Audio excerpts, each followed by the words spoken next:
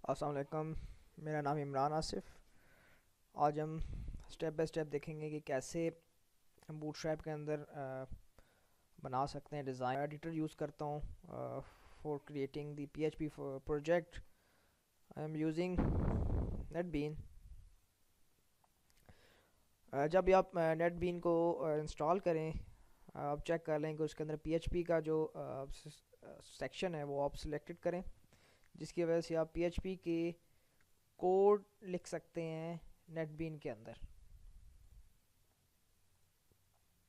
ठीक है, मैं एक यहाँ पे प्रोजेक्ट क्रिएट करने लगा हूँ फॉर पीएचपी का प्रोजेक्ट क्रिएट करूँगा। लेकिन मैं सबसे पहले सिंपल डिज़ाइन बनाऊँगा इसके अंदर।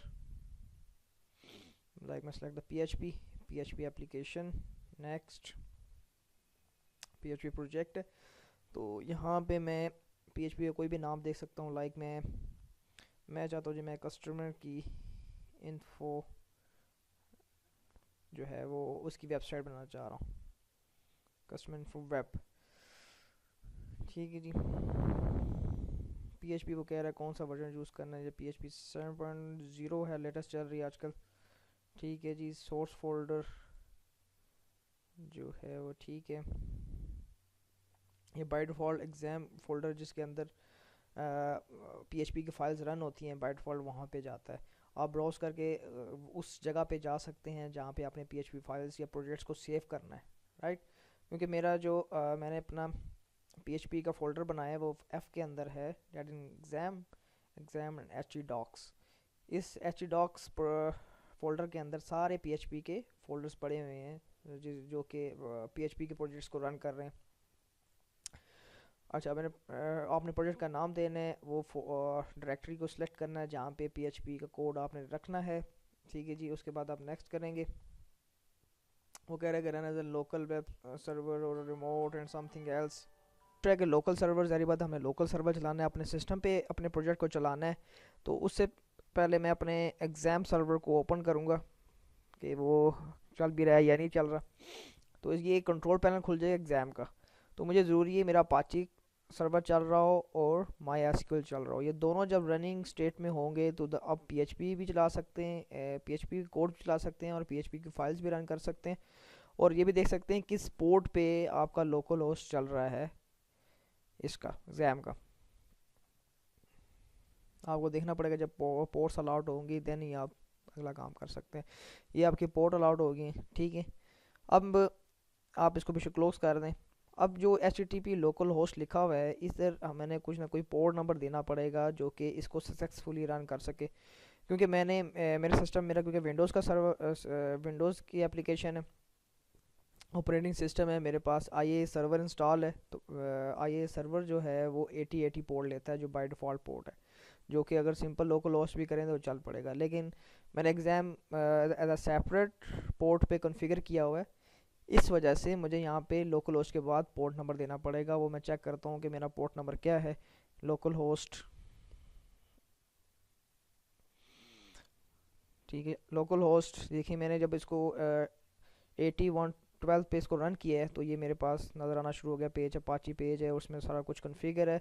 जब आपका सक्सेसफुली ये पेज नज़र आना शुरू हो जाए तो इसका मतलब ये है कि 8112 जो है वो मेरा पोर्ट नंबर है। ठीक है, ये पोर्ट नंबर आपको देने पड़ेंगे जब आप इसको कॉन्फ़िगर करेंगे। फॉर एग्जांपल जो एग्ज़ाम का सर्वर है, लाइक मेरे पास पड़ा हुआ है, दिस इज़ एग्ज़ाम सर्वर। इसमें बहुत सारी कॉन्फ़िगरेशन फाइल्स होती हैं। लाइक इसमें से मैं P H P dot I N I file करूँ, ठीक है। ये this is the configuration file. इसके अंदर भी आप पोर्ट नंबर को डिफ़ाइन कर सकते हैं, ठीक है। ये आपको आप इसको यूट्यूब कर लें कि how to configure my exam server in windows, ठीक है, इन अदर पोर्ट। तो वो आपको बहुत सारी क्यूरीज मिल जाएंगी कैसे कॉन्फ़िगर किया जा सकता है, क्योंकि वो समथिंग एल्स है। मेरा फोकस डिज़ाइन करना है प्रोजेक्ट को और पीएचपी का कोड एम्बेड करना है, तो मैं ज़्यादा फोकस उस पर कर रहा हूँ अभी। तो मैंने इसको यहाँ पे पोर्ट नंबर दे दिया, बाकी पाथ वही है। देन मैंने नेक्स्ट किया। तो आगे वो पूछ रहा है कि आपने इनमें से कोई सर्वर यूज़ करना है। नहीं, मैंने सर्वर नहीं यूज़ करना क्योंकि मैं एग्ज़ाम का सर्वर चला रहा हूँ बाय डिफ़ॉल्ट, तो मैं वही जाने दूँगा। और उसके बाद यहाँ पे मैं फिनिश की ऑप्शन दे देता हूँ। ठीक है, तो this is my first index.php file and it is created by NetBean. ठीक है, इधर मैं ज़रा सा कोड लिख के देखता हूँ कि आया जो PHP की जो फाइल है ये चल रही नहीं चल रही।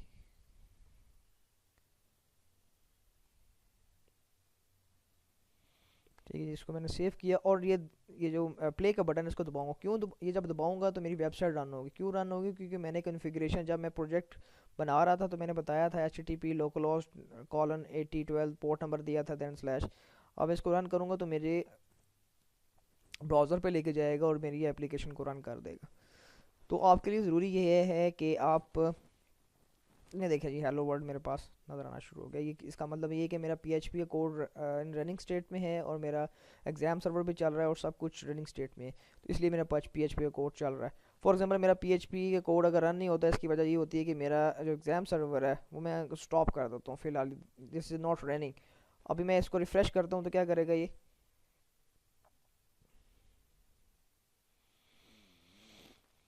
ठीक है जी। जब आपका जैम सर्वर नहीं चल रहा है इसका मतलब है ये वाला एरर आपको नज़र आना शुरू हो जाएगा। तो आपने कंफ्यूज नहीं होना। जब आपको जब ये वाला एरर नज़र आना शुरू हो जाए तो आपके माइंड में यही होना चाहिए कि मेरा एग्ज़ाम सर्वर या वैम सर्वर या कोई आपने और सर्वर इंस्टॉल किया हुआ है अपने सिस्टम के अंदर, वो रनिंग स्टेट में है या नहीं। ठीक है, तो उसके लिए मैंने आपको ये बता दिया, this is the control panel of exam. इसमें स्टार्ट स्टार्ट दोनों कर दें ऑप्शंस और दोबारा से मैं रिफ़्रेश करता हूँ तो मेरे पास हेलो वर्ल्ड लिखा आ रहा है। ठीक है, तो ये मैंने एक सिंपल टेस्टिंग पेज बनाया था या बना था कि PHP का कोड चल रहा है नहीं चल रहा। ठीक है, अब मैं इसके अंदर बूटस्ट्रैप का कोड एम्बेड कर रहा हूँ। जस्ट लाइक बूटस्ट्रैप कैसे एम्बेड की जाती है, उसमें रोज़ एंड कॉलम्स का स्ट्रक्चर होता है, उसको हम फॉलो करते हैं। तो लाइक मैं मेरे पास डाउनलोडेड बूटस्ट्रैप फाइल्स पड़ी हुई हैं, उसको मैं यहाँ से उठा लेता हूँ। This is bootstrap. ठीक है, इसमें से CSS फाउंड और JS दीज 3 फाइल्स और फोल्डर्स आर रिक्वायर्ड, ये मुझे ज़रूरत पड़ेंगे। और इसमें आकर पेस्ट कर देता हूँ तो ये मेरे पास देखें जी CS के फोल्डर्स आगे, फाउंड्स हैं मेरे पास और जावास्क्रिप्ट की फाइल्स हैं। ठीक है जी, मुझे बूटस्ट्रैप चाहिए तो मैं इसके हेड सेक्शन में ड्रैग एंड ड्रॉप करता हूँ तो ये मुझे बूटस्ट्रैप की फ़ाइल यहाँ पे ड्रैग एंड ड्रॉप कर देगा। जावास्क्रिप्ट को आपने हमेशा बॉडी के बाद रखना होता है, तो ये आपने पहले jQuery को रखा है, देन आपने बूटस्ट्रैप जावास्क्रिप्ट को रखा है। राइट हो गया। अब हमने क्या करना है कि इसका बनाते हैं हम क्या कहते हैं मेन्यू बना लेते हैं। नेविगेशन बार है बूटस्ट्रैप के अंदर, तो आपको बहुत सारी वेबसाइट से मिल जाएगी नेविगेशन बार बूटस्ट्रैप के अंदर कैसे यूज़ किया जाता है। W3 स्कूल जो है वो बूटस्ट्रैप 3 के अंदर कोड किया गया है और एकेडमिक लेवल पे बूटस्ट्रैप 3 ही यूज़ की जाती है। आजकल जो चल रही है मार्केट के अंदर जैसे बूटस्ट्रैप 4.0, तो 4.0 is more advance than Bootstrap 3। तो आप भी फोकस करें बूटस्ट्रैप 3। अगर आप यूनिवर्सिटीज़ और कॉलेजेस के अंदर हैं और उधर आप इंटरफेस डिज़ाइन करना चाह रहे हैं, देन आपको बूटस्ट्रैप 3 को यूज़ करना चाहिए। तो दीज फाइल्स जो मेरे पास इस फाइल में नज़र आ रही हैं Bootstrap min.cs, these are the Bootstrap 3।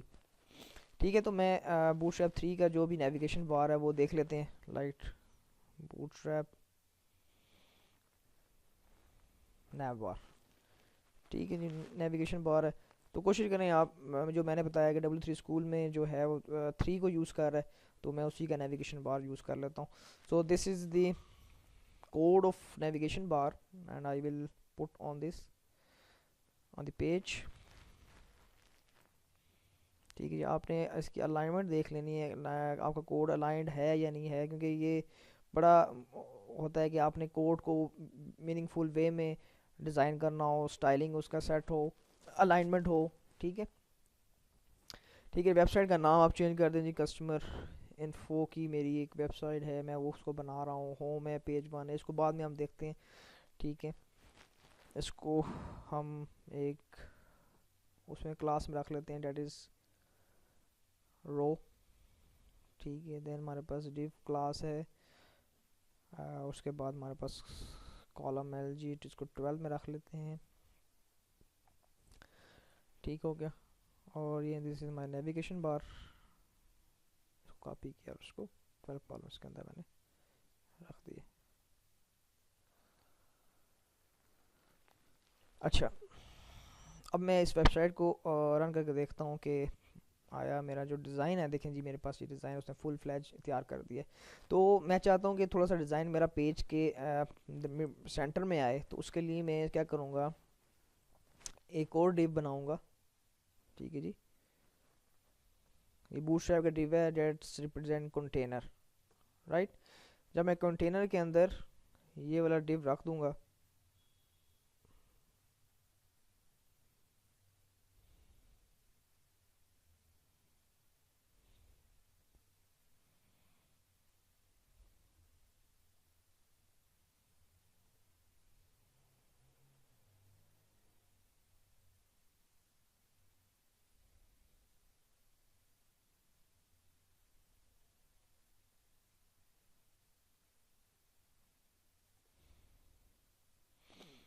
ये देखिए जी मैंने उसके अंदर रंग दिया। ये थोड़ा सा कोड आपको अलाइन करना पड़ेगा।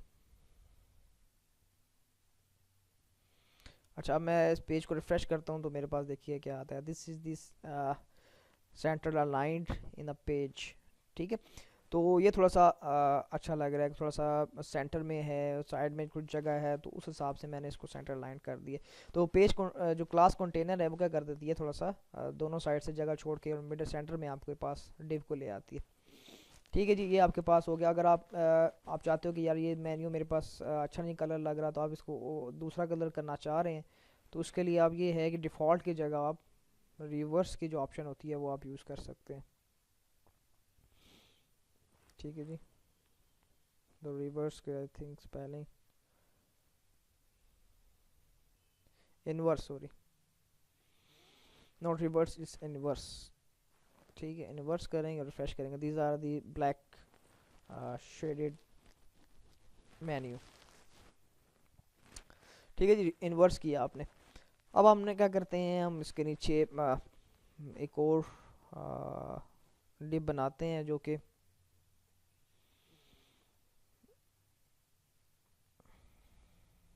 ठीक है जी रो है, उसके अंदर वही चीज़ का कॉलम बनाने हैं LG12, और इसके अंदर मैं एक और डिप बनाऊंगा जो कि मेरा जम्बोट्रॉन को रिप्रेजेंट करेगा। ठीक है, इसको H1 कर देते हैं। Website about customer info. ठीक है, आप नीचे उसमें आप डिस्क्रिप्शन दे सकते हैं कि this website is totally dependent is about for customer information and CMS for content management system. Content management system का मतलब ये होता है कि आप कैसे चीज़ें क्रिएट करते हैं, डिलीट करते हैं, अपडेट करते हैं, सेलेक्ट कर सकते हैं, व्यू कर सकते हैं। तो इसके साथ मैंने CMS का वर्ड इसलिए यूज़ कर दिया। तो ये हमारे पास एक जम्बोट्रॉन आपके पास नज़र आ रहा है कि जी कस्टमर इन्फॉर्मेशन है, मेन्यू आपके ऊपर नज़र आ रहा है। देन हमारे पास एक जम्बोट्रॉन है जो कि वेबसाइट की इंफॉर्मेशन, इधर आप स्लाइडर भी लगा सकते हैं, इमेजेस भी लगा सकते हैं, it's up to you, right. अच्छा जी, अब मैं चाहता हूँ कि यहाँ पे बॉडी का सेक्शन हो और साथ में कुछ दूसरा ब्लॉक हो, तो मैं एक नया रो जनरेट करूँगा, क्लास रो। ठीक है, वही इसके अंदर कॉलम्स की तादाद बता दूंगा जी। LG कॉलम मेरे पास होने चाहिए जी। LG मैं यहाँ पे 8 कर लेता हूँ। ठीक है जी, मैं ये करूँ दिस इज़, आप मैं इसको उससे रिप्रेजेंट किया जाए H2 के साथ, दिस इज़ बॉडी। ठीक है, और इसके साथ दूसरा 8 अगर मैंने इसको कॉलम यूज़ कर लिया तो मेरे पास ज़ाहिर बात है बाकी जो बच जाएंगे वो 4 होंगे। 4 को मैं यूज़ कर लूँगा एज अ राइट पैनल। ठीक है जी, मैं कह लेता हूँ इसको, मैं H2 नाम दे लेता हूँ, कहता हूँ जी लेटेस्ट कस्टमर कह लेते हैं, जो भी इंफॉर्मेशन है आप यहाँ पे डिस्प्ले कराना चाह रहे हैं वो यहाँ पे डिस्प्ले होना शुरू हो जाए। ठीक है जी, ये मैंने 2 block, this is a body, यानी मतलब ये पूरी बॉडी है, जितना आप लिखेंगे इस बॉडी के अंदर आएगा, और ये दूसरा लेटेस्ट कस्टमर है। ये भी राइट हो गया। और आखिर में एक चीज़ रहेगी, that is called footer. Footer मैं यहाँ पे डिसाइड कर लूँगा नीचे। उसके लिए भी मुझे एक रो जनरेट करनी पड़ेगी, डिव क्लास रो, ठीक है, और डिव क्लास कॉलम 12, क्योंकि पूरा मैंने फुटर को रिप्रेजेंट करना है। तो मुझे यहाँ पे क्या करना पड़ेगा, फुटर का जो HTML5 का टैग है फुटर, उसको मैं यूज़ कर सकता हूँ, ठीक है जी। एंड ऑपरेटर,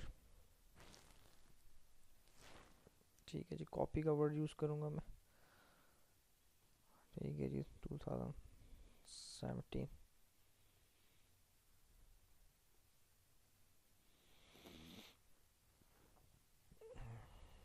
ठीक है। तो ये दिस इज़ अ फुटर आ गया। इसको आप डिज़ाइन कर सकते हैं या सिंपल छोड़ सकते हैं, इट्स अप टू यू।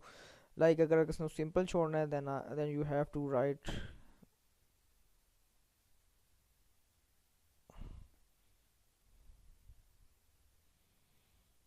ठीक है, HR टैग। तो ये थोड़ा सा उसको डिस्टिंग्विश कर देगा उस लाइन से कि दिस इज़ अ बॉडी और ये आपका फुटर आ गया। तो आप आपकी मर्ज़ी है कि आप कैसे करना चाहते हैं। आप इसको कलर करना चाहते हैं तो आप कस्टम स्टाइल शीट के साथ या कस्टम स्टाइलिंग के साथ इसको कलर भी कर सकते हैं कि इसका बैकग्राउंड कलर ये था और ये सब कुछ था। तो मैं अभी चाहता हूँ कि मेरा सिंपल डिज़ाइन हो, मैं इस तरह इसको लिखना चाह रहा हूँ, तो मेरे लिए सिंपल डिज़ाइन ये। तो आपने ये एक टेम्पलेट बना लिया, this is the first landing page of your website, के मेरे पास ये इन्फॉर्मेशन नज़र आएगी, ये इस तरह आएगी, इस तरह आएगी। तो आपने पहला स्ट्रक्चर बनाना है अपने पेज का, और इसी स्ट्रक्चर को आप फॉलो करना है मज़ीद जो आपके इंटरनल पेजेस आएंगे, जो भी दूसरे पेजेस आएंगे उसके लिए।